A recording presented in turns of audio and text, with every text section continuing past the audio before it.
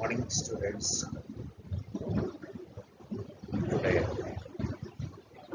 let's study about the structure of capital market in India.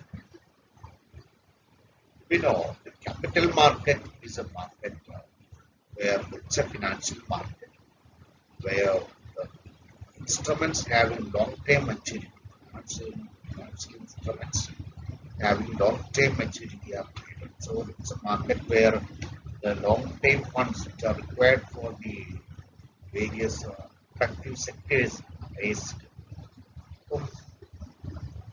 നമ്മൾ financial സിസ്റ്റത്തിന്റെയും financial മാർക്കറ്റിന്റെയും structure പറഞ്ഞു. അപ്പൊ അതില് നമ്മൾ ആ ക്യാപിറ്റൽ മാർക്കറ്റിന്റെ സ്ട്രക്ചർ കുറച്ച് okay in detail you can see the structure of the capital.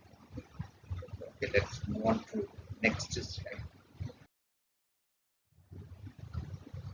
Um, so this is a general structure of capital market. At the beginning, we can say capital market is categorized into four segments. The first one is a gilt-edged market. Second one is a industrial securities market. Third one is long-term bond market. Fourth one is derivative market. And then one more section. There is development financial institutions. And again, all these are having many subdivisions. Okay. And let's begin with the gilt-edged market. ഇതാണ് അതിൻ്റെ ഒരു general structure എന്ന് പറയുന്നത്.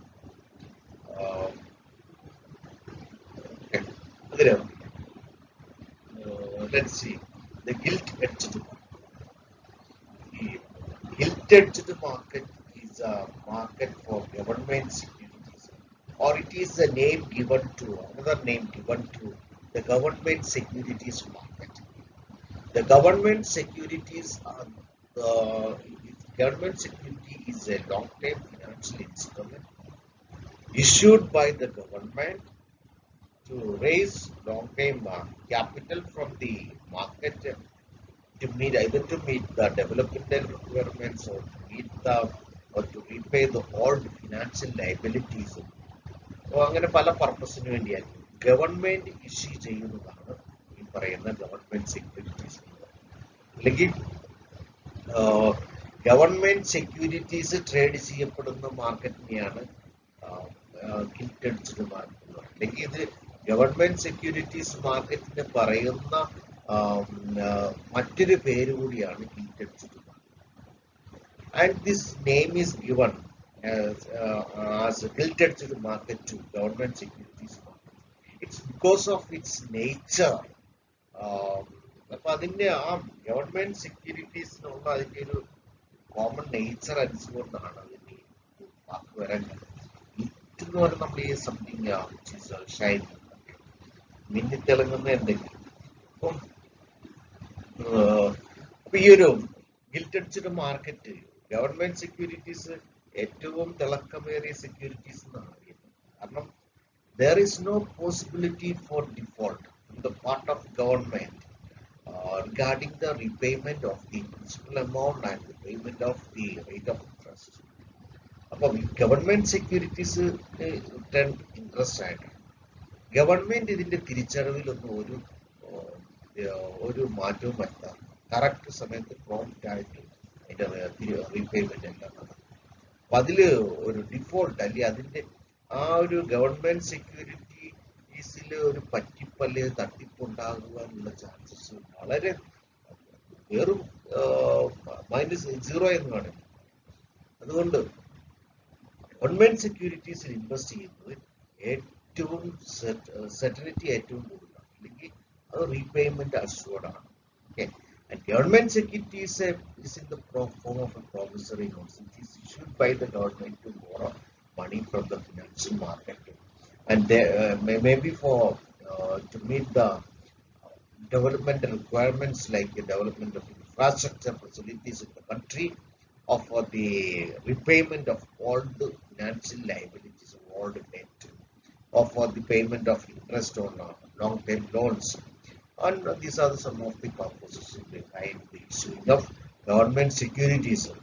And it's in the form of a promissory note, it's a debt instrument, and because it's a debt, it is known as debt instrument because it's there in the government securities are issued to borrow money from the market or from the public. അതുകൊണ്ടാണ് അതിനെ ഒരു debt instrument എന്ന് പറയുന്നത്. അപ്പൊ ഇങ്ങനെയുള്ള features ഒക്കെയാണ് ഇതിനുള്ളത്. In India they are issued by on behalf of the government of India. They are issued by the Reserve Bank of India. Central bank ആണ് നോർമലി സാധാരണ ഇഷ്യൂ ചെയ്യുന്നത്. നമ്മുടെ ഇവിടെയും RBI ആണ് ഗവൺമെന്റ് ഓഫ് ഇന്ത്യക്ക് വേണ്ടി ഗവൺമെന്റ് സെക്യൂരിറ്റീസ് ഇഷ്യൂ ചെയ്യുന്നത്. അപ്പം gilded market is also known as government securities market, and it is a market where the government securities are traded. They are having long-term maturity.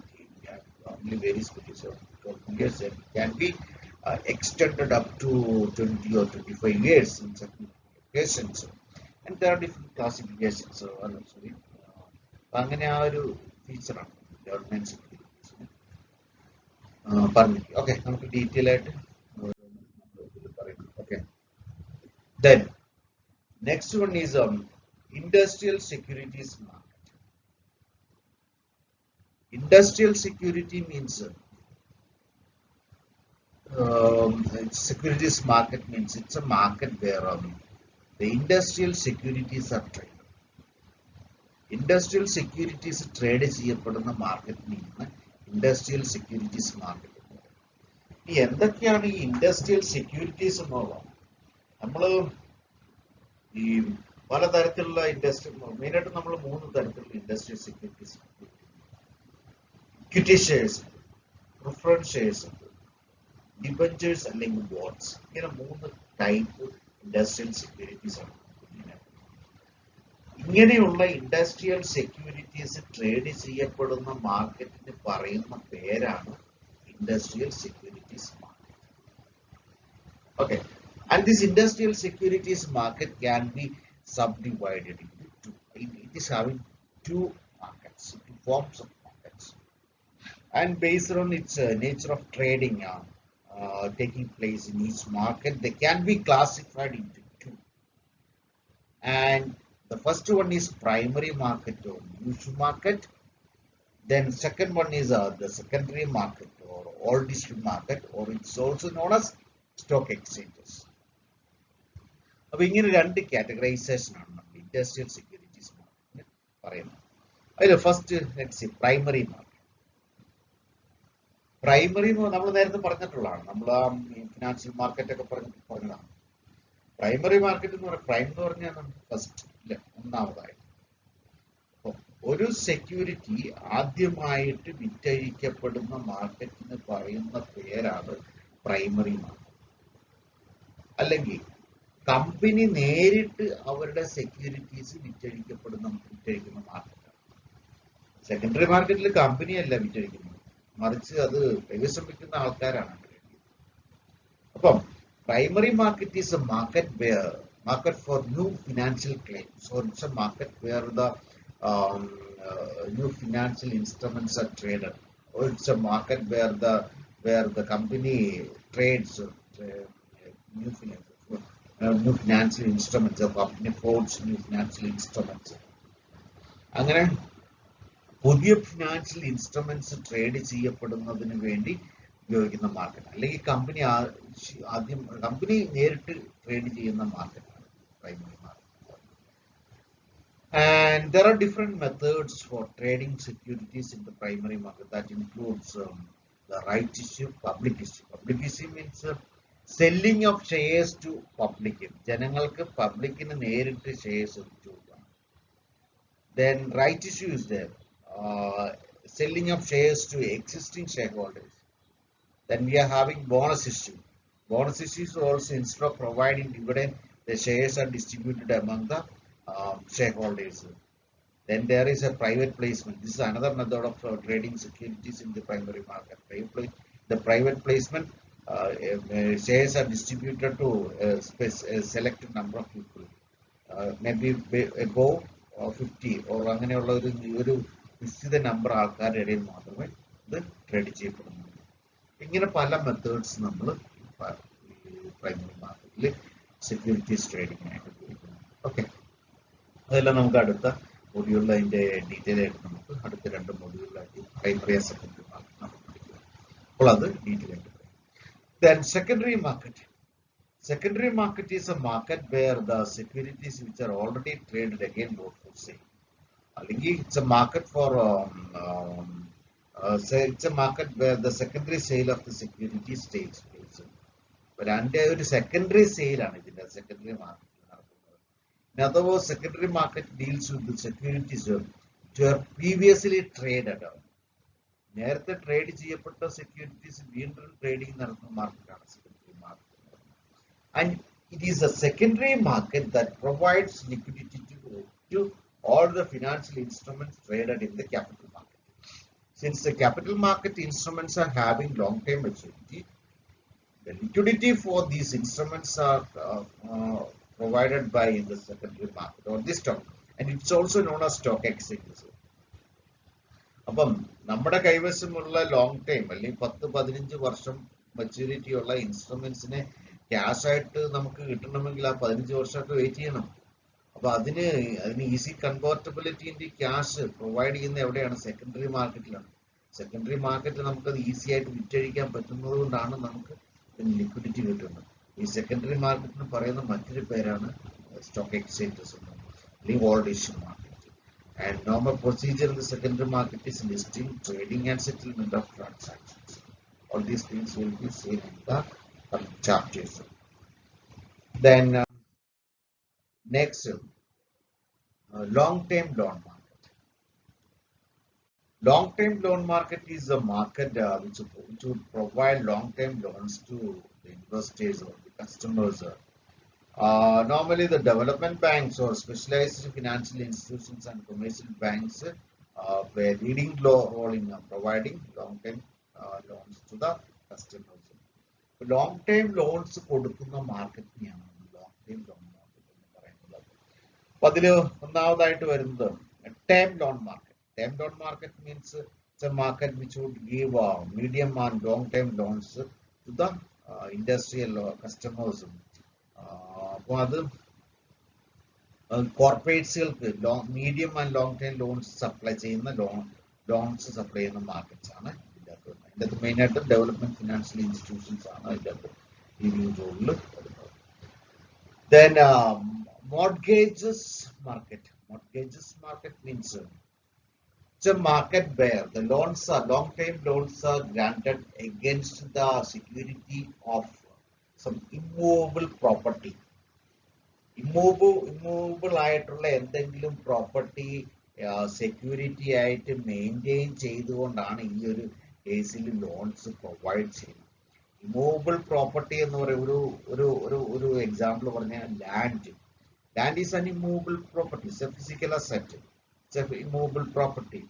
നമ്മൾ ഇങ്ങനെയുള്ള land deeds, ആധാരമൊക്കെ ബാങ്കിൽ കൊണ്ട് വെച്ചുകൊണ്ട് loan എടുക്കുമ്പോൾ അതൊരു mortgage മാർക്കറ്റാണ്.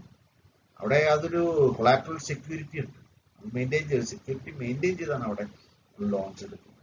അപ്പോൾ mortgage market is a market where the loans are granted against the security or the collateral security of the some individual immovable property of the customers. Then the third type of long-term loan market is financial guarantees market. The financial guarantees market is a market where loans are granted against the guarantees given by some financial institutions or some other regulatory institutions. അപ്പോൾ ഈ ഒരു കേസിൽ loan കൊടുക്കുന്നത് ഏതെങ്കിലും ഒരു പാർട്ടിയുടെ guarantee കൊടുക്കുന്നതിന്റെ പുറത്താണ്. അല്ലെങ്കിൽ ഗ്യാരണ്ടി എന്ന് പറയുമ്പോൾ ഇപ്പം നമ്മൾ ഉദാഹരണം പലപ്പോഴും ഈ പല ലോണുകൾ നിങ്ങളിപ്പോൾ ബാങ്കിലൊക്കെ ചെന്ന് ലോൺ എടുക്കാൻ പോവുകയാണ്. പലപ്പോഴും എന്താണ് പേഴ്സണൽ ലോണൊക്കെ ആണെങ്കിൽ നിങ്ങൾ ആരെങ്കിലും ജാമ്യക്കാരെ അവർ ബാങ്കിൽ കൊടുക്കും അല്ലേ. In case you make any default in the payment of principal amount or interest, that amount will be collected from the person who guarantees the loan. അപ്പോൾ ആ ജാമ്യക്കാരൻ ആ എമൗണ്ട് പിരിച്ചെടുക്കാനുള്ള പോസിഷൻ ബാങ്കിലുണ്ട്. അപ്പോൾ അങ്ങനെയുള്ള ലോൺസ് കൊടുക്കുന്ന മാർക്കറ്റിനെയാണ് നമ്മൾ financial guarantees market. Loans are granted against the guarantee given by some financial institutions or regulatory institutions. Okay. Then next having derivative market. Um, Derivative market is a market where the derivative instruments are traded. എന്താ ഈ derivative instruments എന്ന് പറയുന്നത്? It's A contract. It's a contract between two parties in this. The one party agrees to either purchase or sell certain quantity of some commodities or financial instruments or some other finance underlying assets at a predetermined price in future date. അപ്പൊ ഇത് രണ്ട് ആൾക്കാർ തമ്മിലുള്ള ഒരു contract ആണ്. ഇതിൽ ഒന്നുകിൽ സാധനം വാങ്ങുന്നതിനോ അല്ലെങ്കിൽ സാധനം വിൽക്കുന്നതിനോ ഉള്ള കോൺട്രാക്റ്റ്. അപ്പൊ അതില് കോൺട്രാക്റ്റിൽ ഇന്നതാണ് ഇത്ര എമൗണ്ട് സ്പെസിഫൈ ചെയ്തിരിക്കുന്ന എമൗണ്ട് ഒരു ഫ്യൂച്ചറിലായിരിക്കും ആ കോൺട്രാക്ട് ഫുൾഫിൽ ചെയ്യുക. ചിലപ്പോൾ 1 or 2 months അല്ലെങ്കിൽ 3 months ഒക്കെ ആയിരിക്കും. അപ്പൊ അങ്ങനെ ആ ഫ്യൂച്ചർ ഒരു ഫ്യൂച്ചർ വരും ഫ്യൂച്ചർ പീരീഡിലാണ് ഇത് കോൺട്രാക്ട് നടപ്പിലാക്കുന്നത്. അപ്പൊ അതിൽ ചിലപ്പോൾ ചില കമ്മോഡിറ്റി ഇത്ര രൂപയ്ക്ക് ഇത്ര ക്വാണ്ടിറ്റി കമ്മോഡിറ്റി ഞാൻ ഇന്ന മാസം വാങ്ങിക്കൊള്ളാം, അല്ലെങ്കിൽ ഇന്ന ദിവസം ഇത്ര ദിവസത്തിനുള്ളിൽ വാങ്ങിക്കൊള്ളാം. അപ്പൊ അങ്ങനെയൊക്കെ ആയിരിക്കും കോൺട്രാക്ട്. അങ്ങനെയുള്ള കോൺട്രാക്റ്റിനെയാണ് നമ്മൾ ഒരു ഡെറിവേറ്റീവ് കോൺട്രാക്ട് എന്ന് പറയുന്നത്. ഇപ്പൊ derivative instrument is A contract between two parties which derives its value from the value of its underlying asset. അപ്പൊ ഈ കോൺട്രാക്റ്റിന്റെ വാല്യൂ എന്ന് പറയുന്നത് നമ്മൾ എന്ത് പ്രോഡക്റ്റിലാണോ ഒരു കോൺട്രാക്ട് സൈൻ ചെയ്തിരിക്കുന്നത് അതിൽ നിന്നാണ് അതിന്റെ വാല്യൂ ഡിറൈവ് ചെയ്യുന്നത്. ഫോർ എക്സാമ്പിൾ, ഓക്കെ, നമ്മളിപ്പോ നമ്മൾ ഈ ഫ്യൂച്ചേഴ്സ് കോൺട്രാക്ട് എന്നൊക്കെ പറയും, ഡെറിവേറ്റീവ് കോൺട്രാക്ട് എന്നൊക്കെ പറയും, നമ്മൾ ഈ അവധി വ്യാപാരം എന്നൊക്കെ പലപ്പോഴും കേട്ടിട്ടുള്ളതാണ്. നമ്മൾ അത് പല അഗ്രികൾച്ചർ പ്രോഡക്ട്സിലുണ്ട്, അതേപോലെ ഫിനാൻഷ്യൽ ഇൻസ്ട്രുമെന്റ്സിലുണ്ട്, ഫിനാൻഷ്യൽ മാർക്കറ്റുമായിട്ട് ബന്ധപ്പെട്ട പല പ്രോഡക്റ്റുകളും അണ്ടർലൈങ് അസറ്റ് ആയിട്ട് വെച്ചുകൊണ്ട് ഫിനാൻഷ്യൽ ഡെറിവേറ്റീവ് കോൺട്രാക്ട്സ് ഫോം ചെയ്യാം. ഒരു ഉദാഹരണം പറഞ്ഞു, നമ്മളിപ്പം ഒരു കുരുമുളക് കർഷകൻ, ഒരു പെപ്പർ കൾട്ടിവേറ്റ് ചെയ്യുന്ന ഒരാൾ, അയാളുടെ ഒരു സീസണിൽ കുരുമുളക് കൾട്ടിവേറ്റ് ചെയ്ത് അത് ഹാർവെസ്റ്റ് ടൈമായി. അപ്പൊ അയാൾക്കൊരു ഡൗട്ട്, ഈ ഹാർവെസ്റ്റ് ടൈമില് അയാൾക്ക് ഈ പറയുന്ന എത്ര രൂപ അയാൾക്ക് കിട്ടുമോ? ഇപ്പൊ നിലവിൽ suppose the price of the pepper is 300 rupees per kg in the market and it is having an upward rising trend. പക്ഷെ അദ്ദേഹം എക്സ്പെക്ട് ചെയ്യുന്ന ഒരു 1 month ശേഷം പ്രൈസ് കുറയാനായിട്ട് സാധ്യത. കാരണം ഇതിന്റെ സപ്ലൈ കൂടുന്നതനുസരിച്ച് പ്രൈസ് കുറയാനായിട്ടാണ് ചാൻസസ്. അപ്പൊ അങ്ങനെ ഒരു എക്സ്പെക്ടേഷൻ ഉള്ളത് കൊണ്ട് ഈ in order to avoid the risk related to the price fluctuations, the pepper farmer or the one who is cultivating pepper makes a contract with the buyer of the pepper, അല്ലെങ്കിൽ അത് വാങ്ങുന്ന കച്ചവടക്കാരനുമായിട്ട് അല്ലെങ്കിൽ അത് വാങ്ങുന്ന വ്യക്തിയുമായിട്ട് ഒരു കോൺട്രാക്റ്റിലാണ്. After 1 or 2 months certain quantity, ഒരു നിശ്ചിത ക്വാണ്ടിറ്റി പെപ്പർ നിശ്ചിത വിലയ്ക്ക് ഞാൻ 2 മാസം കഴിയുമ്പോൾ ഇന്ന ഡേറ്റിനുള്ളിൽ തന്നുകൊള്ളാം. അതാണ് ഈ കോൺട്രാക്ട്. അല്ലെങ്കിൽ വാങ്ങുന്ന ആളെന്തായിരിക്കും പറയാം, ഇന്ന വിലയ്ക്ക് ഞാനത് വാങ്ങിക്കൊള്ളാം, വിൽക്കുന്ന ആളെത്രയായിരിക്കും, ഇന്ന വിലയ്ക്ക് ഞാനത് വിറ്റുകൊള്ളാം. അപ്പൊ അങ്ങനെയുള്ള ഒരു കോൺട്രാക്ട്, അതൊരു ഫ്യൂച്ചർ മാർക്കറ്റിലാണ്. അപ്പം ഇങ്ങനെയുള്ള കോൺട്രാക്റ്റിലെയാണ് ഡെറിവേറ്റീവ് ഇൻസ്ട്രുമെന്റ്സ്. ഇനി എങ്ങനെയാണ് ഈ കോൺട്രാക്റ്റിൽ ട്രേഡിങ്ങിന് വരുന്നത് നമുക്ക്? അപ്പം ഈ കോൺട്രാക്ട് നമ്മൾ സൈൻ ചെയ്ത്, രണ്ട് വ്യക്തികളും സൈൻ ചെയ്തു. അപ്പം വാങ്ങാൻ പോകുന്ന ആള് 300 രൂപയ്ക്ക് റൈസിംഗ് ട്രെൻഡാണ്, അപ്പോൾ ഒരു 310 രൂപയ്ക്ക് ഫിക്സ് ചെയ്തു വാങ്ങാൻ 2 മാസം. അതേപോലെ ഒരു 100 കിലോയാണ് അയാൾ വിൽക്കാൻ പോകുന്നത്. അപ്പൊ അങ്ങനെ വരുമ്പോഴത്തേനും ഒരു ആ ഡെറിവേറ്റീവ് കോൺട്രാക്ട് ഇവർക്ക് ഫിനാൻസിൽ ഈ സ്റ്റോക്ക് മാർക്കറ്റിൽ അവർക്ക് ട്രേഡ് ചെയ്യും. അപ്പോൾ ഒരു 100 കിലോ പെപ്പർ 300 രൂപ വെച്ച് അവർക്ക് എത്രയാണ് 30,000 റുപ്പീസ് ആണ് വാല്യൂ കോൺട്രാക്ടിന്റെ വാല്യൂ. അപ്പൊ അതാ സെല്ലറിനെ സംബന്ധിച്ച് അയാൾക്ക് കിട്ടും എന്ന് ഉറപ്പുള്ള എമൗണ്ട് ആണ്. That instruments can be trade in the stock market. അപ്പൊ ആ ഇൻസ്ട്രുമെന്റ് അയാൾക്ക് വേണമെങ്കിൽ മറ്റൊരാൾക്ക് കൈമാറാം. മറ്റൊരാൾക്ക് കൈമാറി ചിലപ്പോൾ 30,000 എന്നുള്ള ഒരു 25,000 അയാൾ അത് മറ്റൊരാൾക്ക് കൊടുക്കുന്നത്. പക്ഷെ അത് റെഡിലി ഫണ്ട് ഇയാൾക്ക് കിട്ടും. അങ്ങനെ ഒരു അഡ്വാൻറ്റേജ് ഉണ്ട്. ഇനി ആ കേസ് സംബന്ധിച്ച് അയാൾക്ക് മറ്റൊരാൾക്ക് വേണമെങ്കിൽ ഇത് ട്രേഡ് ചെയ്യാം. That depends on the market fluctuations. അപ്പൊ അങ്ങനെ ട്രേഡിംഗ് ഇതിന്റെ അകത്ത് പോസിബിൾ ആണ്. അപ്പം such instruments are called derivative instruments. And the market which is dealing with the derivative market, the derivative instruments are known as derivative markets. And there are three types of, basically there are three types of derivative instruments: forward, futures, and options. Forward is a normal derivative contract, and futures means it's a standardized derivative contract, which in the forward contracts cannot be traded in the stock exchange. Whereas the futures and options can be easily traded. And futures is a standardized derivative contract, the forward contract, in which the parties who are making contract must complete or fulfill the contract. No one can be moved away from the contract. Whereas in the case of options contract, the holder of the instrument, the one party is having the right to withdraw, right to complete the contract or to withdraw from the, or he is having an option to withdraw from the contract also. അപ്പൊ അങ്ങനെയുള്ള ഒരു difference ഉണ്ട്. അപ്പം forward എന്ന് പറയുമ്പോൾ normal derivative contract, അതൊന്നും നമ്മൾ ട്രേഡിങ്ങിന് ഉപയോഗിക്കും. ഫ്യൂച്ചേഴ്സ് ആൻഡ് ഓപ്ഷൻസ് ആണ് ട്രേഡിങ്ങിന്. ഫ്യൂച്ചേഴ്സ് ഓപ്ഷൻസ് തമ്മിലുള്ള മെയിൻ ആയിട്ട് ഡിഫറൻസ് ഫ്യൂച്ചേഴ്സ് കോൺട്രാക്റ്റിൽ ആ കോൺട്രാക്റ്റിൽ ഏർപ്പെട്ട് കഴിഞ്ഞ് നിർബന്ധമായിട്ടും അത് നടപ്പിലാക്കും.